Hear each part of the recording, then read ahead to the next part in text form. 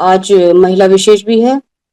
जैसा कि अभी बहनों ने बताया कि 10-20 तारीख को पूरी तरीके से पोर्टल महिलाएं ही चलाती हैं। वैसे तो बहनें रोज ही अपनी ड्यूटी को संभालती हैं, लेकिन आज अनिवार्य रूप से बहनें पोर्टल को संचालित करती हैं। तो इसी क्रम में आज मुझे भी संघ का जो विचार है उसको रखने का अवसर प्राप्त हुआ है। अब बात करें समर संघ की, तो 4 साल पूरे समझें कि पूरे हो चुके हैं, पूरे होने को हैं। ये समर संघ की वर्चुअल 1450वीं मीटिंग है। लगातार समर संघ समर समाज को जोड़ रहा है। जो लोग रोजाना जुड़ते हैं उनको तो भली भांति ये बात पता है कि समण शब्द क्या है, समण कौन है। लेकिन जो हमारे नए रोज पोर्टल पर पार्टिसिपेंट्स जुड़ते हैं तो उनको बताना आवश्यक हो जाता है कि समण कौन है। समण का मतलब समता में रहने वाले लोग, समान विचारधारा वाले लोग, इकट्ठे रहने वाले लोग, वे सभी समण हैं, जिनको हम बहुजन, मूल निवासी, आदिवासी, मेहनतकश मजदूर के नाम से भी जानते हैं, जिनको SC ST OBC और कन्वर्टेड माइनॉरिटी कहा गया है। ये संख्या में 85% है। और जो ये 85% समण है, इन्हीं को समण संघ के अंदर इस मुहिम से जोड़ने का काम समण संघ 4 साल से एक्चुअल वर्चुअल दोनों ही तरीके से कर रहा है, बहुत ही शिद्दत के साथ। और संघी काफी तेजी के साथ जुड़ भी रहे हैं। कई कंट्री में समण संघ का जो कंसेप्ट है वह पहुंच चुका है। 22 से 23 राज्यों में संघ का विचार जा चुका है। शहरों में, जिलों में, मंडल में संघ का कंसेप्ट बहुत तेजी के साथ स्प्रेड हो रहा है। और अब तो हमारे संघी गांव में भी संघ के विचार को ले जा रहे हैं, उसको गांव में प्रचार प्रसार कर रहे हैं कि संघ के कॉन्सेप्ट को किस तरीके से गांव में ले जाया जाए। उस पर बहुत अच्छे से हमारे संघी काम भी कर रहे हैं। तो इस प्रकार से संघ में समूहों को जोड़ा जा रहा है। समूहों को जोड़ने का जो पहला और आखिरी उद्देश्य यही है कि पहले खुद जुड़े और फिर उसके बाद समूहों को जोड़ने का कार्य संघ में करें। तो काफी तेजी से संघ समाज, समण समाज को जोड़ रहा है। और आज जैसे कि महिला विशेष है और हमारा जो ये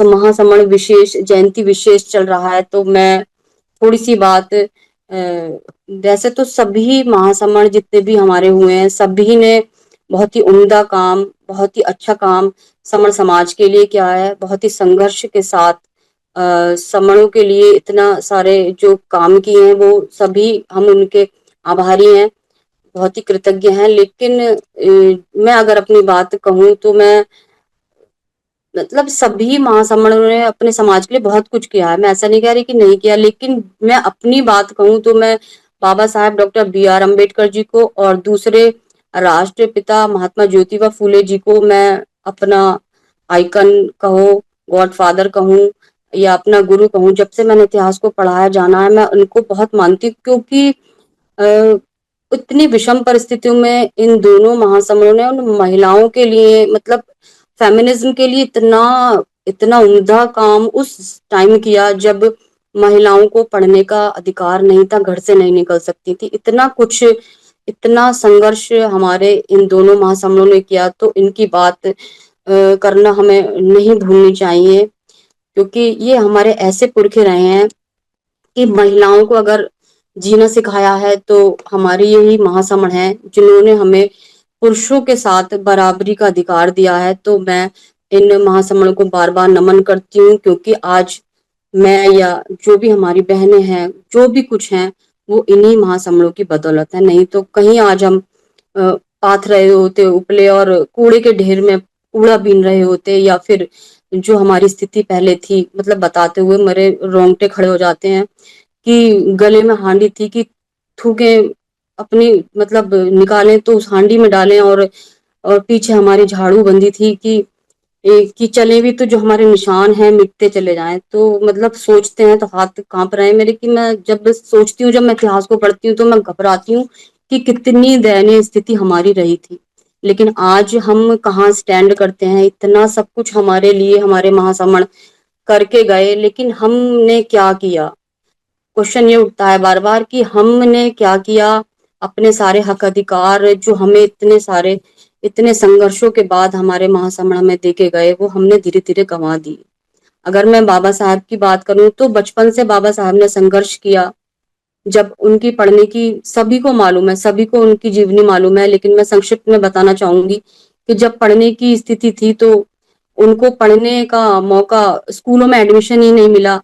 और बहुत ही मिन्नत करने के बाद एक मिशनरी स्कूल में जब उनको, मैं बहुत ही संक्षिप्त में बताऊंगी इसको अन्यथा ना लें कि ऐसा नहीं बताया वैसा नहीं बताया। जब एक मिशनरी स्कूल में उनका दाखिला हुआ तो कितनी सारी कंडीशन उन पर थोपी गई, क्योंकि बाबा साहब पढ़ना चाहते थे, इसलिए सारी कंडीशनों को उनको मानना पड़ा कि भाई आप सवर्ण बच्चों के साथ नहीं पढ़ेंगे, कक्षा के बाहर जूतों चप्पलों के पास बैठेंगे, अपनी टाट पट्टी लेकर आएंगे और पानी को नहीं छुएंगे, नल को नहीं छुएंगे, और इन बच्चों के साथ भी तुम नहीं खेलोगे। तो कितनी सारी मतलब परेशानियों को झेलकर बाबा साहब ने वो स्वीकार किया कक्षा के बाहर बैठकर। अगर इतना सब कुछ झेलने के बाद भी फिर भी जो उनका बाल मन था, वो माँ से क्वेश्चन करते हैं घर पहुंचकर कि माँ क्यों हमें पढ़ने लिखने का अधिकार नहीं है, क्यों हम क्लास के अंदर बैठकर नहीं पढ़ सकते। तो माँ का जवाब था कि बेटा हम बहुत छोटी जाति के लोग हैं, बहुत ही नीची जाति के लोग हैं, और नीची जाति के लोगों को पढ़ने का अधिकार नहीं है। तो बाबा साहब माँ से पूछते हैं कि माँ क्यों नहीं है पढ़ने लिखने का अधिकार, हमने ऐसा क्या किया है। माँ बोलती है कि बेटा हमने किया कुछ नहीं है, लेकिन ऐसा किताब में लिखा है कि जो है हम लोगों को पढ़ने का अधिकार नहीं है। तो बाबा साहब का जवाब होता है कि माँ, जिस दिन मैं लायक बन जाऊंगा मैं उस किताब को बदलूंगा, उस किताब को ही बदल दूंगा जिसने हमें पढ़ने लिखने का अधिकार नहीं दिया। तो वो बाबा साहब ने वो चीज करके दिखाई, कक्षा के बाहर बैठकर जूतों चप्पलों के पास बैठकर पढ़कर दिखाया। 32 डिग्रियां थी उनके पास, विदेश गए पढ़ने के लिए, और 4 पीएचडी की डिग्रियां थी। तो मेरे कहने का मतलब ये है कि इतनी विषम परिस्थिति में हमारे महासमुनों ने पढ़ा और उन्होंने वो चीज करके दिखाई। उन्होंने किताब को बदल दिया और किताब जो लिखी, भारत का संविधान लिखा। तो उन्होंने उस संविधान के अंदर इंसान को इंसान, सभी को बराबरी का अधिकार दिलाया, किसी के साथ भेदभाव नहीं किया। तो इतनी विषम परिस्थिति में बाबा साहब वहां तक पहुंचे। अब कोई ये सोचे कि बाबा साहब को जो संविधान लिखने का जो अधिकार, जो संविधान सभा के प्रारंभ समिति के जो अध्यक्ष चुने गए थे, किसी ने एहसान उन पर किया था? एहसान नहीं किया था, क्योंकि बाबा साहब के जैसा उस टाइम इस मुल्क में कोई था ही नहीं। उनके जैसा इतना इंटेलेक्चुअल, इतना पढ़ा लिखा, इतना हुनरमंद, इतना काबिल व्यक्ति, वो अपने काबिलियत के बल पर भारत के संविधान को उन्होंने लिखा। तो जिसको ये लगता है कि संविधान में हमारे साथ भेदभाव हुआ है, और खास तौर से मैं महिलाओं से कहना चाहूंगी, हर वर्ग की जो महिलाएं हैं उनको बाबा साहब ने बराबर का, इक्वलिटी का अधिकार दिया है। तो संविधान को पढ़ें। हम लोग संविधान को नहीं पढ़ते हैं, बस ऊपर ऊपर बात करी और शुरू हो जाती हैं हम महिलाएं। आप देखिए कितना सारा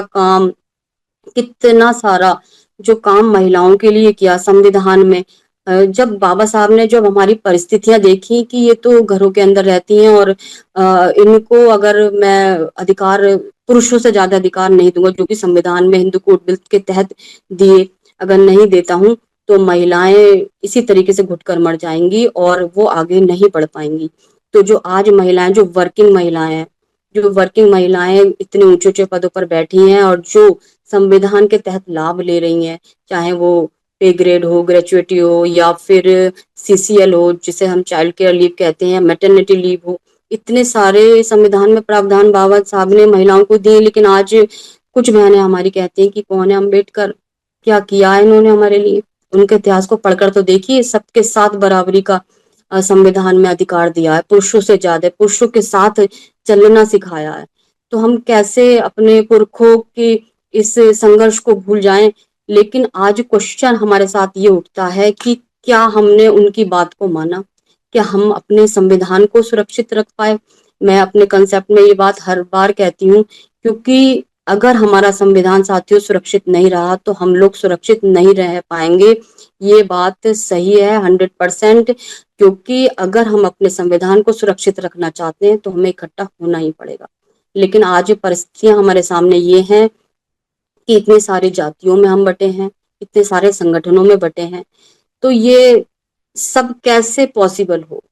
तो हमारे जो कुछ बुद्धिजीवी साथी हैं, जिनको ये बात लगी कि भाई अब हमारे पास दूसरा कोई रास्ता है नहीं, तो जो हमारा पुरातन संघ है कोई हमने नया नहीं बनाया, तो हमारे कुछ सर ने इसको झाड़ पोंछ कर इसको फिर से पुनर्जीवित किया है और संघ को लेकर आए हैं। बिल्कुल नेचुरल है, इसमें ही हम अपने समाज को जोड़ने का कार्य कर रहे हैं। संघ के अलावा हमारे पास और कोई विकल्प भी तो नहीं है। अगर विकल्प है किसी के पास, कोई इससे अच्छा आइडिया है तो वो लेकर आए, बताए कि भाई संघ से अच्छा ये विचार है, आप इसको माने, तो इसको संघ एक्सेप्ट करने के लिए भी तैयार है। लेकिन आज समय की मांग है, संघ हमसे, क्योंकि देखिए जिनके भी जितना मैंने पढ़ा है इन 4 सालों में, मैंने जाना है अपने इतिहास को कि जो ये 15% बमण है इनसे हमें कोई लेना देना नहीं है, लेकिन इन्होंने हमारा नुकसान किया है। हमारे संघ को चुरा कर, हमसे छीन कर आज हम पर राज कर रहे हैं। आज आप देखिए क्या कहीं हम स्टैंड करते हैं? ना ही शैक्षणिक, ना ही आर्थिक, ना ही राजनीतिक, किसी भी क्षेत्र में हमारा कोई रोल नहीं है। जो कुछ था, जो हमारे महासमण हमें देकर गए थे इन 75 सालों में, क्या हमने उनके बात को माना? सिर्फ एक ही बात उन्होंने कही थी कि इकट्ठा रहना। जो जो हमारे हाथ की 3 उंगलियां थी, SC ST OBC, इन उंगलियों को हमने एक साथ नहीं रखा। जैसे जैसे हम इनके चंगुल में फंसे बमड़ों के, तो हम सब आपस में टूट गए, बिखर गए। जैसे ही टूटे तो आप देखिए हमारी स्थिति क्या से क्या हो गई। तो जब हम अपने संविधान को सुरक्षित नहीं रख पाए, तो हमारे हक अधिकार कैसे सुरक्षित रह पाएंगे? आप सोचिए, इस बात को चिंतन करिए कि अगर हमारा संविधान सुरक्षित नहीं रह पाएगा तो हम भी नहीं रह पाएंगे। इसलिए संविधान भी यही कहता है कि 51% इकट्ठे होकर आइए और अपने सारे हक अधिकार लेकर जाइए। तो संघ सिर्फ यही कार्य कर रहा है, संघ समूह को जोड़ रहा है, क्योंकि इकट्ठा होने पर बात नहीं हुई, काम नहीं हुआ। जो भी संगठन थे उन्होंने अपना समय नहीं दिया, सिर्फ बात, चंदा पर्ची, फूलमाला, पद प्रतिष्ठा पर ही रह गए, और जिससे हमारा बहुत नुकसान हुआ। नुकसान इतना हुआ कि हमारी नौकरियां हमसे छिन रही हैं, सब कुछ प्राइवेट हो चुका है लगभग लगभग। और पढ़ाई को तो आप देख लीजिए कि जो हमारी शिक्षा नीति है वो कितनी गड़बड़ा गई है। अब आम जन को छोड़िए, गरीब को छोड़िए, जो आम से ऊपर के लोग हैं वो भी पढ़ाने में, जिनके 2-2 3 बच्चे, वो भी पढ़ाने को मतलब विवश हैं कि हम अपने बच्चे को कैसी शिक्षा, कहाँ पर कैसे दें। कुछ भी सेफ नहीं है। नौकरियां जा चुकी हैं, इतने साल से हम भी देख रहे हैं, कोई भी भर्ती किसी तरीके की नहीं निकली है। संविधान खतरे में है, बार बार इस चीज को बोला जा रहा है, लेकिन इसका सलूशन क्या है कि भाई हम कैसे, किस तरीके से अब अपने समाज को बचा पाए? तो सिर्फ यही रास्ता बच बचा के निकला है, अपडेट वर्जन समण संघ। इसी में हमें अपने समाज को इकट्ठा करना है, और संघी 4 साल से बहुत प्रयत्न कर रहे हैं, जिसमें धीरे धीरे सफलता मिल रही है। लेकिन इस धीरे धीरे के जो काम से, जो चाल है हमारी धीरे धीरे से, इससे बात नहीं बनेगी। हम सभी को बहुत शिद्दत के साथ समय देना होगा, जुड़ने जोड़ने पर बात करनी होगी, क्योंकि आज तक समाज में समय नहीं दिया गया। बस यही बात, संघी जितने भी हमारे समझ चुके हैं, संघ की आइडियोलॉजी को जान चुके हैं, वो रोजाना बैठ जाते हैं 8 से 10:30 बजे, अपने समाज को जोड़ने का काम कर रहे हैं। कोई ये सोचे कि ऑनलाइन पर क्या होता है, बस परिचय लिया जाता, तो ऐसा नहीं है। 4 साल से जो प्रगति अगर समर संघ ने की है तो वो ऑनलाइन के माध्यम से ही की है, और अब तो हमारी फिजिकल संगीतियां भी लग रही हैं। तो मेरा कहने का मतलब ये है कि संघ का कंसेप्ट बहुत शानदार है, बहुत उम्दा है, बहुत ही एक्सीलेंट है। इसमें हमारी बहनें भी, जिनको भी जिन जिन बहनों को ये बात लग गई है कि भाई अगर हम, हमारे बच्चे, हमारा भविष्य, हमारी नौकरियां बच सकती हैं तो संघ के माध्यम से ही बच सकती हैं, तो वो बहनें तन्मयता के साथ इसमें लग गई हैं और समय दे रही हैं, जुड़ने जोड़ने पर कार्य कर रही हैं। पुनः साधुवाद मैं देती हूँ उन बहनों को। और मैं यही कहना चाहूंगी कि देखिए, संघ कोई नया संघ नहीं है, वही पुरातन संघ है, हमारे पुरखों का संघ है। अगर आज बाबा साहेब ने संविधान ना लिखा होता तो हमारी क्या स्थिति होती, आप खुद सोच कर देखें। तो हमारा भी फर्ज बनता है कि हम अपने संविधान की सुरक्षा करें। कैसे करें? इकट्ठे होकर हमें करना होगा। जो बाबा साहेब ने हमें SC ST OBC को एक ही माला में पिरोया था, उस माला को हमें 120 करोड़ तक, जो हम कहीं भटक गए थे, उस माला को हमें 120 करोड़ तक बनाना है। काम कठिन है लेकिन काम करना पड़ेगा, समय की मांग है, क्योंकि जिन जिनके भी संग हुआ करते हैं वह सभी जीतते हैं। आप देखिए जिनके भी संग हैं वह सभी, उनको फर्क नहीं पड़ता कि शासन सत्ता किसकी है, राजनीति किसकी है, सब संघ के अधीन होते हैं, संघ के पास आते हैं और संघ से पूछते हैं कि क्या करना है। तो इसी तरीके से जो संघ हमारा बमड़ों ने हमसे छीन लिया, चुरा लिया, उसी संघ को हमें उन्हें जीवित कर चुके हैं, करना है। उसी जिस तरीके से उन लोगों ने हमारे साथ जो हमारे साथ घात किया, हमें भी उसी संघ को फिर से अपने पास लाना है, ला रहे हैं, उसी में काम कर रहे हैं, क्योंकि जीत अगर हमें मिलेगी तो संघ से ही मिलेगी, इसके अलावा हमें मिल नहीं सकती। तो आप सभी लोगों से मेरा अनुरोध है, निवेदन है कि संघ से जुड़े, संघ में अपने हिस्से का कार्य करें, क्योंकि आप देखिए अगर बाबा साहेब ये सोचते कि भाई इतने पढ़े लिखे थे, उनको तो नौकरियों की कोई अच्छे अच्छे अधिकारी की नौकरियां उनको मिल रही थी, लेकिन बाबा साहब चाहते तो वो विदेश में जाके सेटल हो जाते और अपने परिवार को देखते, क्यों अपने समण समाज को देखते। लेकिन उन्होंने जब देखा कि मैं इतना पढ़ा लिखा हूँ, मेरे साथ इतना इस भारत के अंदर भेदभाव किया जा रहा है पढ़ा लिखा होने के बावजूद, तो जो मेरा ये समाज है, जो अनपढ़ समाज है, उसके साथ कितना भेदभाव यहाँ होता होगा या होगा आने वाले टाइम में। यही सोचकर बाबा साहब ने नौकरी छोड़ दी, सब कुछ त्याग दिया, अपने परिवार को नहीं देखा, अपनी बीवी बच्चों को नहीं देखा और अपने समाज को बचाने के लिए लग गए। तो हमारा भी फर्ज बनता है कि हम अपने समाज को बचाने का काम करें। जो भी गलतियां हमसे हुई हैं, जो अपने महासमणों का हम कारवां, जो उन्होंने कहा था कि अगर मेरे बच्चों इस कारवां को तुम आगे ना ले जा सको तो पीछे भी मत ले जाना, इसी कारवां को, नहीं तो यहीं छोड़ देना। लेकिन हमने तो सब बेकार कर दिया, जो इतनी मुश्किलों से जो हमारे हक अधिकार थे वो सारे हमसे छिन गए। तो अब हमारे पास समय है, संघ है, ये हमारे पास, क्योंकि जितने भी संघी जो गहराई से जुड़ चुके हैं, बहुत ही गंभीरता से इस संघ में काम कर रहे हैं, तो उनकी इससे चीज को देखते हुए, क्योंकि मैं देखती हूँ घर में भी और भी जो हमारे समण भाई हैं कार्य कर रहे हैं, मैं अपने घर की बात नहीं कर रही, जितने भी भाई लगे हुए हैं, बहुत ही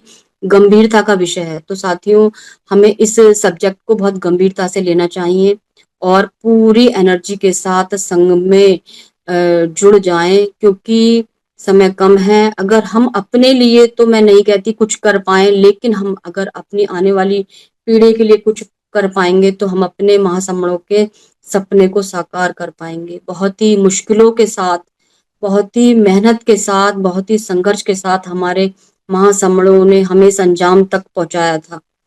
अगर हमारे महासमण भी चाहते, क्योंकि तो बदला ले सकते थे, लेकिन इन जो मनुवादी थे, इन्होंने हमें 2000 साल तक गुलाम बनाया। आप सोच के देखिए, 2000 साल तक हम गुलाम रहे इनके।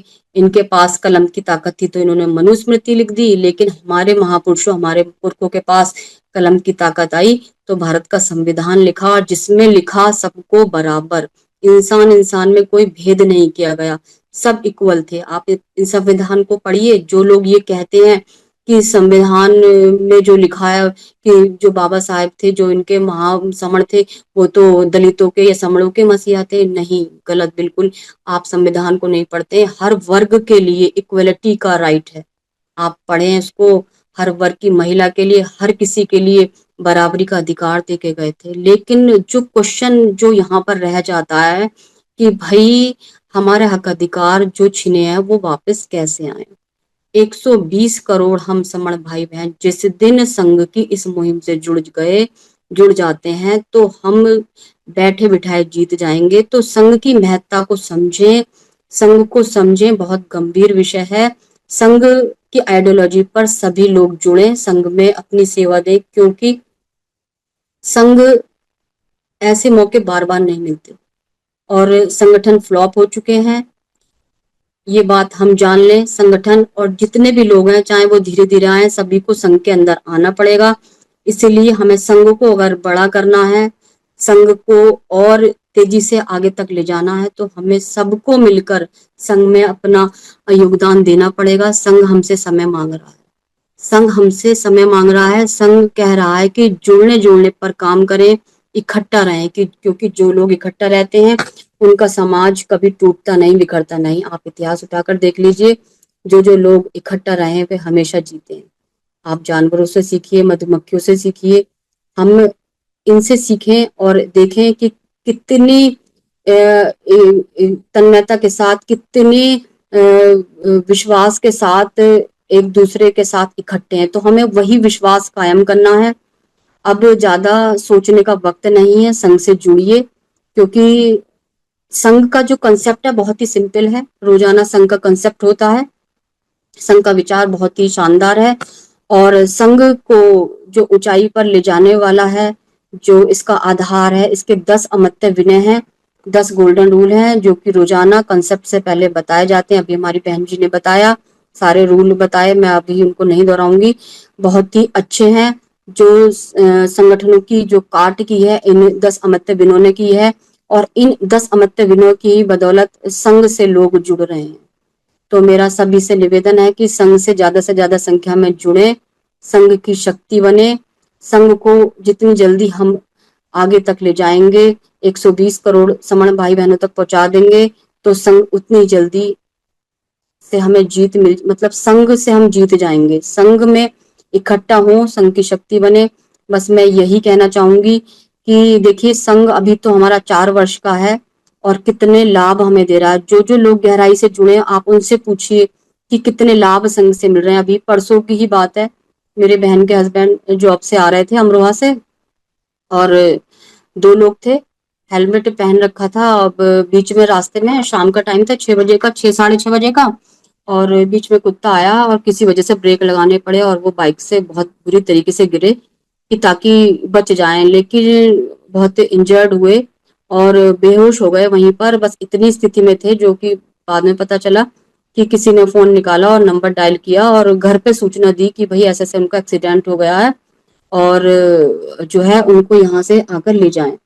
अब मुरादाबाद से इतनी जल्दी पॉसिबल तो नहीं था, आधा घंटा 25 मिनट तो लगते, लेकिन इतनी देर में घर से फोन किया गया, जितने भी जोया के अंदर हमारे समर संगी बैठे थे उनको फोन किया, 10 मिनट के अंदर वहां पहुंच गए। तो मेरे कहने का मतलब ये है कि अभी तो संघ हमारा इतना छोटा है, हमारे 10 समर संगी वहां पहुंच गए, और हमारे जो इंजर्ड हुए सर थे, जो हमारे बहनोई थे और जो उनके साथी थे, उनको तुरंत प्राथमिक उपचार अस्पताल में दिलवाया गया। तो एक तो बात मैं यहाँ ये कहना चाहूंगी कि जगह जगह जब हमारे संगी हो जाएंगे तो हमें लाभ मिलेगा, हर तरह से हमें लाभ मिलेगा। तो उन संगियों की वजह से हमें इतना फायदा हुआ कि जो भारी हादसा होना था उससे बच गए, प्राथमिक उपचार मिल गया। और हम जब उन्हें मुरादाबाद लेकर आए तो हॉस्पिटलाइज कराया, तो पता चला कि कोलर बोन की हड्डी फ्रैक्चर हुई है, शोल्डर की हड्डी फ्रैक्चर हो गई। लेकिन मैं यहाँ यही कहना चाहूंगी कि हेलमेट पहन रखा था तो बहुत बच गए वो लोग। तो आप सभी से, समण भाई बहनों से मैं ये रिक्वेस्ट करूंगी कि हेलमेट जरूर पहने। आजकल ये फैशन सा है हमारी तरफ कि हेलमेट को या तो टांग लेते हैं या बहनें डिग्गी में डाल लेती है। तो डिग्गी में डालने से, बाइक की, स्कूटी की या पहनने से फायदा नहीं है। आपको उसको सर पर वियर कीजिए, क्योंकि देखिए हड्डी तो जुड़ सकती है, लेकिन अगर ब्रेन में कोई चोट आ गई तो फिर हड्डियों का जुड़ा ना जुड़ा होना सब बेकार है। तो मैं, क्योंकि हमारा एक एक समर संगी भाई बहन बहुत ही प्रीशियस है, माला तैयार हो रही है, एक भी मोती हमारा अगर माला से गिरता है तो बहुत ही नुकसान हमें हो जाएगा। इसलिए अपना ध्यान रखें, अपनी हेल्थ का ध्यान रखें। मैं अपनी बात को यही विराम देना चाहूंगी। संघ से जुड़े, संघ की शक्ति बने, क्योंकि जितनी जल्दी हम जुड़ेंगे उतनी जल्दी हम जीत जाएंगे। ये संघ का वादा है। जितनी जल्दी, जब जब हम जुड़े हैं, जहां जहां जुड़े हैं, उतनी ही जल्दी हम जीते भी हैं। तो इसी आशा के साथ मैं अपने शब्दों को विराम देना चाहूंगी, और एक बात कहना चाहूंगी कि 27 अप्रैल को सन 2025 दिन रविवार, समय 9 बजे से एक संगीति हमारी आगरा में लगने जा रही है। तो सभी साथी से समय पहुंचकर अपने हिसाब से, अपने काम को देखकर, ये देखकर कि भाई हमारे पास समय है, जाना आवश्यक है, तो आप लोग जरूर जाएं, देखें कि किस प्रकार से फिजिकल संगीति हमारी लगती है, किस प्रकार से समर संघ समर समाज को जोड़ने का कार्य कर रहा है। तो सभी से निवेदन, सह समय पहुंचकर संगीति को सफल बनाइए। और जो हमारा जो एड्रेस है आगरा का, माथुर वैश्य महासभा, पंचकुइया चौराहा, आगरा। तो सभी लोग पहुंचिए, संगीति को सफल बनाइए। अगर मेरे शब्दों में कहीं कोई त्रुटि रही हो, मेरे शब्द में अगर कुछ गलत मेरे शब्दों में निकला हो, तो मैं संघ से क्षमा प्रार्थी हूँ। संघ मुझे माफ करे, संघ मुझे माफ करे। सभी को नमो बुद्धाय, जय भीम, संघं नमामि, संघं।